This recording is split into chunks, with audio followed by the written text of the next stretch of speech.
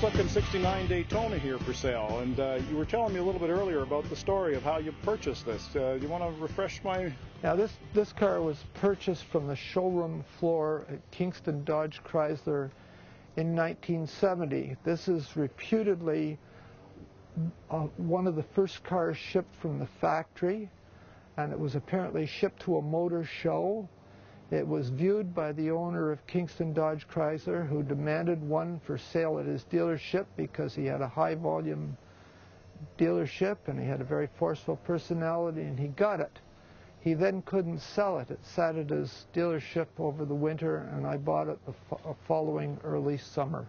Now, a couple things. How many miles are on it now, John? This car has approximately 34,000 miles on it. When I bought it, I just bought it as a car. I didn't buy it as a collector's piece, so I drove it for a couple of years, and it never got driven in the snow or winter because it just wouldn't work well in the snow. I don't imagine there'd be much traction on those polyglass tires and with all that power under the hood. No. Now, most of these were either Hemis or 440 4-barrels, and this one has a six-pack on it. Can you tell us about that? This is a dealer six-pack. They weren't shipped from the factory with a six-pack. 2 or 3 of them have six-packs.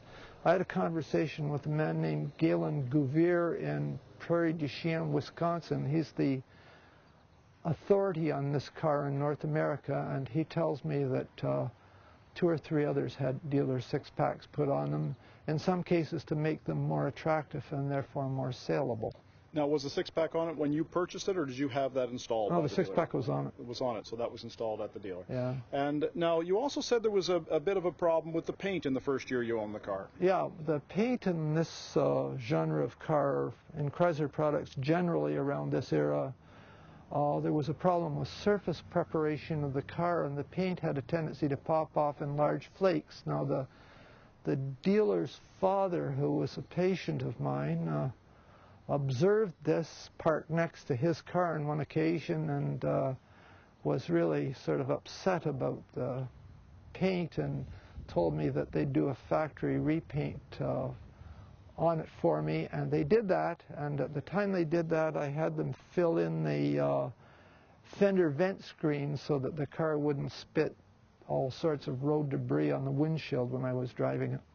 So that's the only modification to the car. So this was a paint job done back in 1970 or 71? 1970. 1970. Oh, no, 1971. 71. So in the first year you owned it, and that's the same paint that's on it today. It hasn't been touched up or repaired since then, and there's been so this is we can pretty much call this original paint, except for the fact it's had a dealer repaint and the dealer six-pack. Now, if your purchaser really wanted to be a purist and make this back into a 440 4-barrel, you do have some parts on the shelves. Yes, I acquired all of the appurtenances for the engine that would revert this car to being exactly what's described on the fender tag. I have the intake manifold, the carburetor, the air cleaner, the valve covers, everything, all the hoses, like the crankcase ventilation valve hose, the crankcase ventilation valve, everything to put it back to the condition that's described on the fender tag.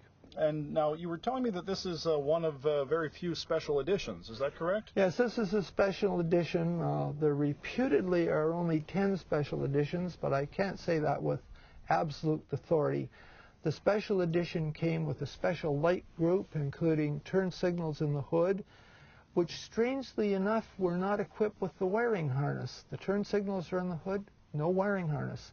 The special edition also had a wood grain steering wheel, full instrumentation including a ticky-tack, a wood grain dash, real leather seats, and electric windows.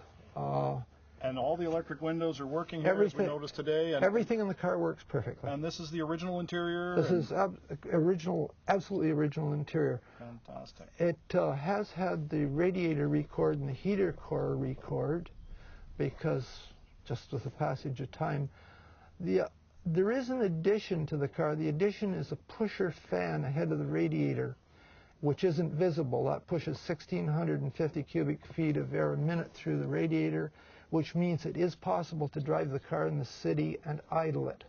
Yeah, of course, these things really overheated in traffic. And yeah, you couldn't drive them in traffic. You couldn't idle the car even at a red light because there was virtually no air intake.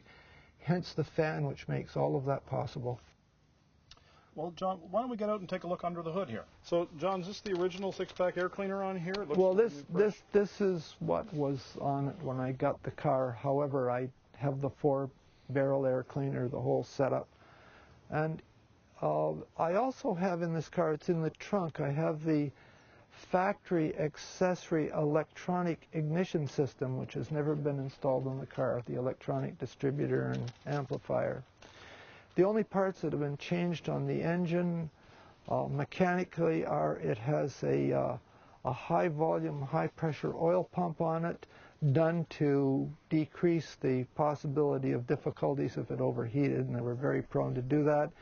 It has a rebuilt starter and a rebuilt water pump on it, simply because of the age of the car. Everything else is original. Engine's never been opened for valve job or any other work, so it's all stock here. And these valve covers, tell me the story about them. Well, I don't know. They were on it when I got it. They're not obviously not stock valve covers, but it seems to me that they're probably a Chrysler production rather than an accessory production, because there's no name or anything on them. They're just aluminum valve covers.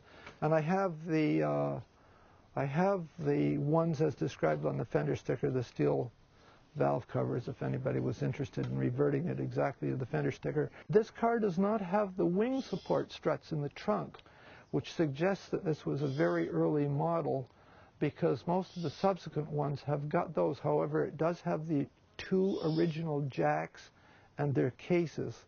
And that seems to be very important to people who collect these cars. We could come to the conclusion that maybe some of these dress-up items were put on for the car to make it more saleable. No, I think the dealer installed them to make it more saleable, because he had it around a long time, and at that time this was an expensive car. I think the list price in Canada was about $7,500 or $7,600, but which put it up there with a Cadillac. This is the original paint inside here with a bit of overspray, and it definitely is a match for the external paint here. It was painted at the dealer back at the time. Do you mind if we start it up, John? No, go ahead. Okay. Starts readily.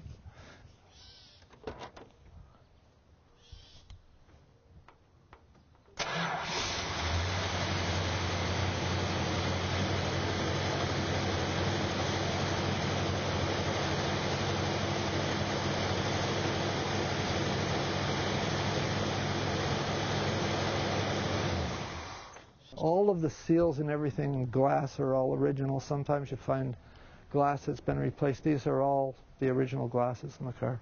So we've got the original trunk mat in here. Is that the original spare tire in there as well? No. No, you've well, it's a replacement spare tire. That one does not have a red wall. That one has a white wall. Okay, and they never had the Space Saver spares in these ones at all? all? Or no, No, so it's full-size spare. So everything's here, the scissors jack, the bumper jack, and the spare tire. But you will notice that there are no braces for these for this wing, and there usually were. And I mean, the car definitely has an XX serial number, so we know it is an original Daytona. Maybe at that point, John, they didn't know they needed them in some of the first cars, would you think? Or I have no idea. Yeah, so that's but you bought it as a Daytona, brand new on the dealer's lot, and also you're the first one on the title of the car, and you're the only. As far as I know, you're the only one that's ever been on the title in the car as well. As far as I know. But you've owned it right since 1970, is that correct? 1970. In the glove box, we found the original warranty card and all the warranty documentation as well. And yeah, there's no build sheet. We searched this car under the back seat. We searched under the headliner, everywhere for the build sheet. It never was in the car. All right, but we do have the original warranty card, and you do have the ownership and title to it, and any bill of sale from originally? Or? Well, I just bought it as a car, and I didn't at that time see the point in keeping any of that stuff. I mean, when you buy a car to drive, you don't. Who would know 40 years later that you would still have the car? So.